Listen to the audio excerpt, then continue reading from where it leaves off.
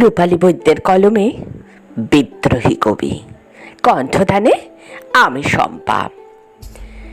বাংলা সাহিত্যে ধূমকেতুর ন্যায় ঘটেছিল তোমার আবির্ভাব। তেজোদ্দীপ্ত মননে ছিল অগ্নিবীণার ঝঙ্কার।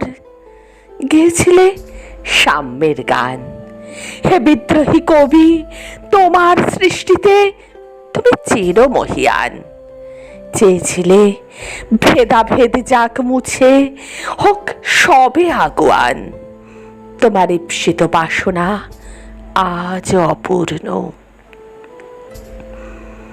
ভেদাভেদের সংকীর্ণতায় কণ্টকাকীর্ণ বেড়া জালে মোরা আজ রয়েছি অবহেলায়, কেমন যেন অচেতন অবসন্ন।